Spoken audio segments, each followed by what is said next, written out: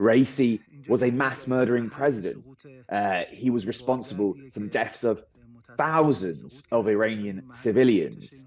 Overwhelmingly on the streets, online, Iranians have been celebrating. They have been raising a glass. They have been celebrating with fireworks upon the death, about the news of the death of Raisi.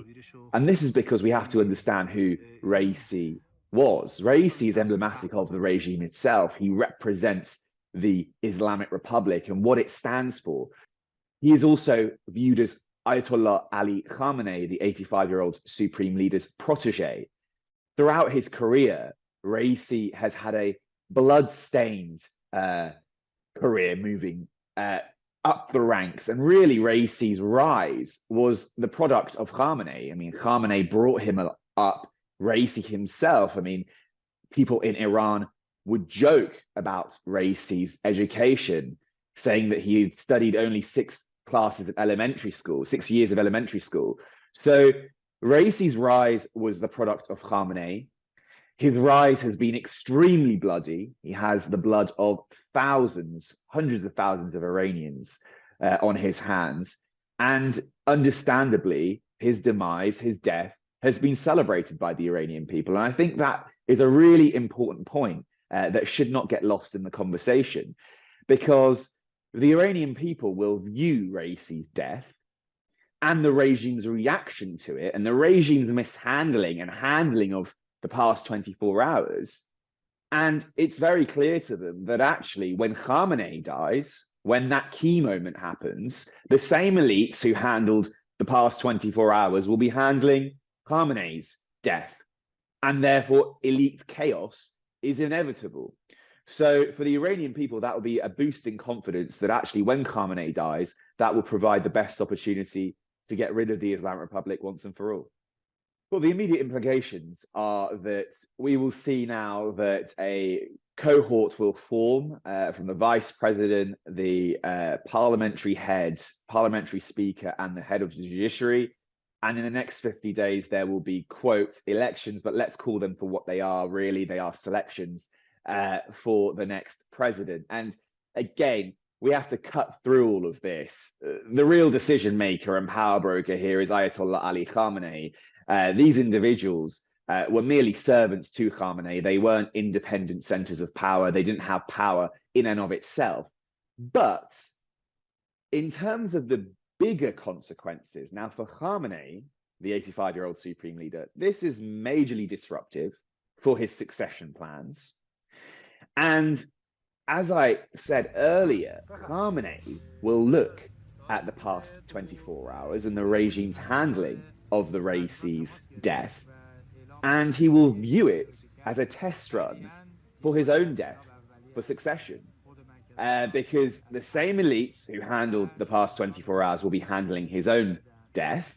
And in the past 5 years, he has spent an enormous amount of capital focused exclusively on ensuring a smooth succession process, going through this process of, quote, purification, empowering the most ideological absolutists across the board, Raisi being one of them, by the way, to ensure that when that moment comes, when he passes away, when he dies, succession will be smooth and orderly. Well, if Khamenei takes a step back and looks at the past 24 hours and the elite chaos, you know, the regime was in full panic mode.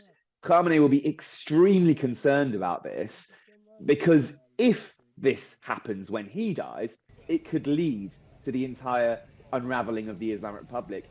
The supreme leader is fully aware that the Iranian people will use his death as an opportunity to bring an end to this regime. So while, you know, a lot of the analysis is that actually Khamenei holds all power and, you know, Raisi is easily replaceable, as is the foreign minister Amir Abdullahian. Yes, they're easily replaceable, but for Khamenei, he'll be looking at the bigger picture here, and that's this handling of the past 24 hours. He's 85 years old. He will be exclusively focused on succession and extremely anxious right now.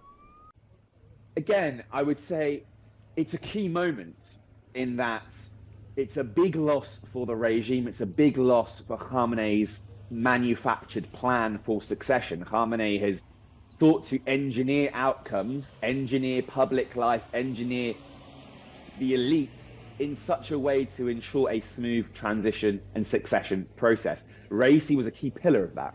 Raisi was also a key pillar of his, quote, second phase of the Islamic Revolution manifesto, his part of this project, which sought to complete the personalization of his power and also ensure a new wave of hardline Islamization on the streets. Now that plan will still continue, but you've got a key cog out of the system now.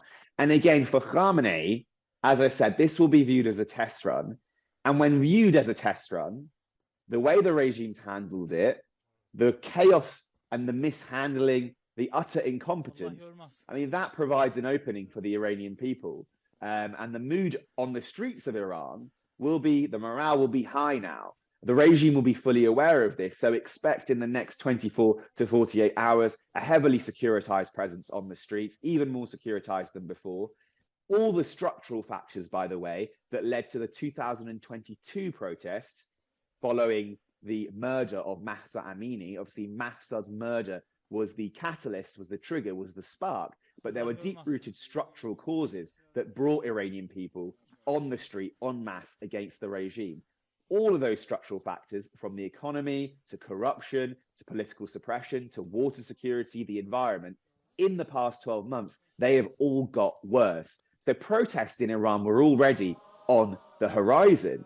The fact that Raisi's died and now the way the regime's handled it, this will boost the Iranian people's morale to take to the streets in greater confidence, knowing that the elites aren't consolidated despite Khamenei's efforts, and that this could cause a major fracture within the regime when Khamenei dies. Where do you think this leaves Iran's or the IRGC's sponsoring of terror proxies in the region, and then the regime's nuclear ambitions? Yeah, it's an important question. In terms of the actual policy, look, policies will not change as a result of Raisi's death or Amir Abdullahian's death. Power in the Islamic Republic is absolute in the hands of the supreme leader and his office, the Beit Rahbari, the office of the supreme leader. Let's not forget, the Islamic Republic is an absolute totalitarian dictatorship. Only one man rules with absolute authority. So in terms of policies, this won't affect much. Now, on the flip side, however, we keep hearing by the regime's lobbyists abroad that the Islamic Republic is, quote, powerful. But actually, I think this cuts through that. You know, all the Islamic Republic does abroad is export terror.